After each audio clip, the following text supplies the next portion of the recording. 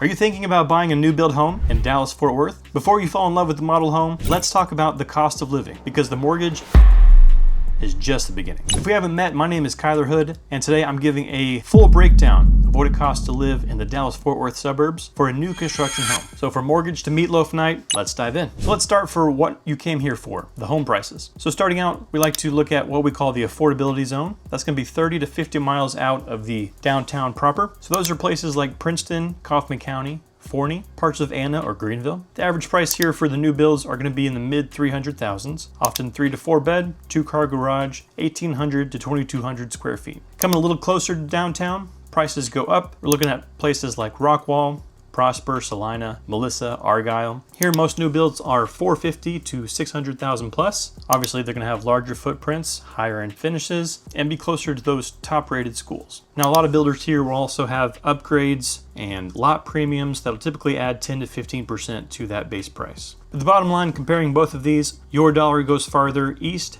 and south. But the trade-offs may include school districts, commute time, and builder amenities, and those higher end finishes. Next, let's talk financing. So financing right now, 30-year fixed in Texas, the average is 7% for that interest rate as of June 2025. Freddie Mac national average is just under 7%. A lot of builders in the new construction space are offering that 1 to 2 point rate buy down. If you're not sure what that means, I would be happy to answer those questions for you, but essentially they are putting money down so that your first couple years are a little bit cheaper per month. So even 1 point shaved off can be a difference of 200 plus per month. So definitely ask for it, have us ask for it. We'd be happy to try and get that for you. Next, let's talk property taxes and exemptions. Texas statewide average for taxes is 1.63%. The suburban areas are typically 2 to 2.8% total. Now, as of November 2025 on the ballot, they raised the homestead exemption from $100,000 to $140,000, which could save you $280 to $400 a year on a $500,000 home. But when looking at tax rate in your monthly payment, be sure to calculate the total tax rate. So some areas are in what we call a MUD, Municipal Utility District. Those are essentially areas that the state creates to build infrastructure for things that make mud. So like water, sewage, or drainage. Other areas are what we call PIDs, P-I-D. So that's Property Improvement District. The city uses additional charges in these areas to pay for landscaping, parks, shade structures, fountains, things that improve the district.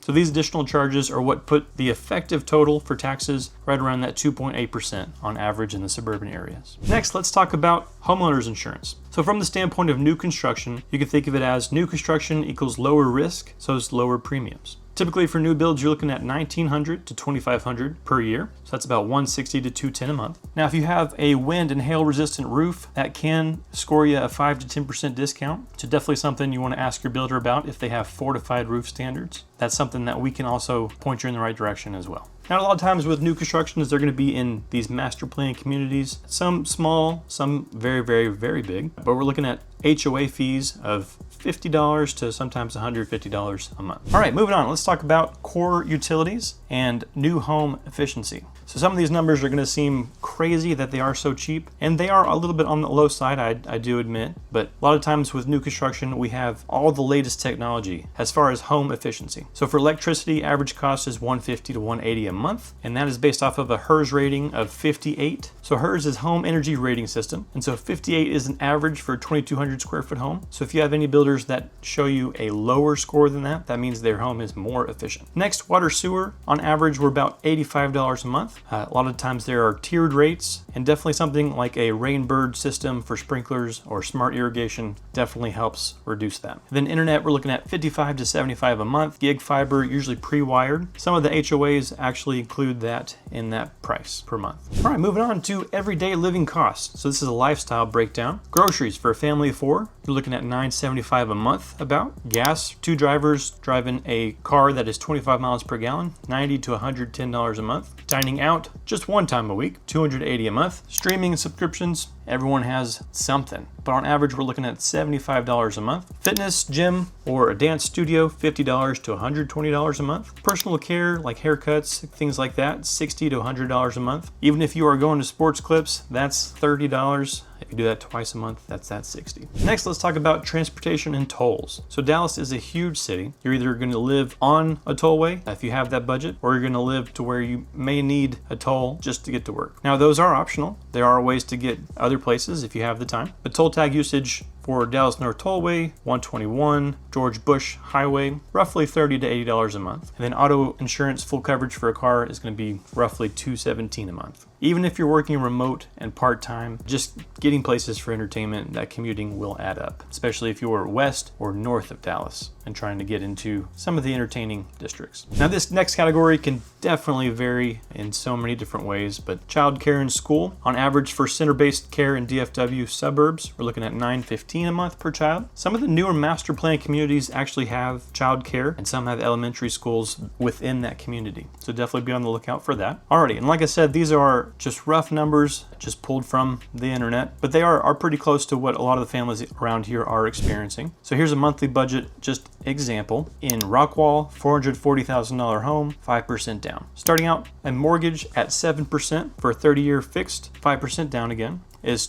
$27.80 a month. Property taxes, say they're set at 2.25%. You're looking at $825. That's after that exemption. Home insurance, $185. That's adjusted for that average. HOA, $80. Once again, kind of that mid-range for master plan. Utilities and internet, $300 with the energy savings that you can get from a new construction home. Groceries, $975. I'll kind of go through these. There's a lot. Gas and tolls, $150. Auto insurance, $217. Health expenses, this is on the low end if you're just talking health insurance. Most people are a little higher, but just the occasional doctor visit with medications on the low end, like I said, right around $700. Dining out plus fun, $450 a month. Subscriptions, $75. Gym and self-care, $120. Childcare for just one child, $915. Bringing you to a total of about $7,700, $7,700 to $7,800. Now, that seems like a big number because it is a big number, and I'm not going to lie and say that things are cheap. This is a big city and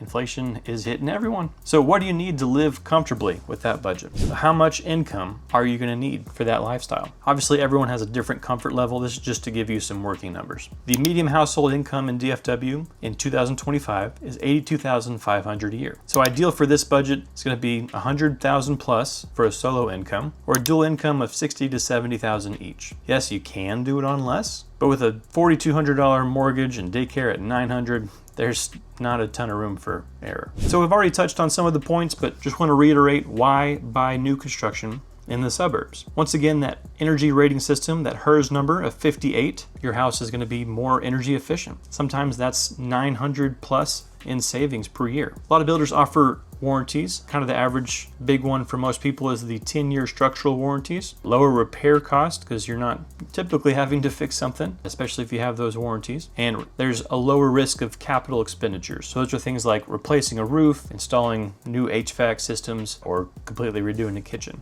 If you were planning to do some of those things, I would suggest having a good realtor and finding a better builder. But most of the time when you're buying a used home or an older home, you have to do some of those capital expenditures within the first 5 to 10 years. And then we always like to mention the incentives. Many builders are offering $6,000 to $10,000 in lender credits, sometimes closing cost help, appliance packages, you name it. There's all sorts of incentives, and if you're interested in a certain builder in a certain area, we can tell you their most updated incentives, and sometimes, most of the time, do just a little bit better. It all kind of depends on different factors, but we would be happy to have the conversation for you. So if you want to run your own numbers before touring a model home, call or text the number below, and we can match you with the perfect set of neighborhoods for your budget. As always, thank you for watching.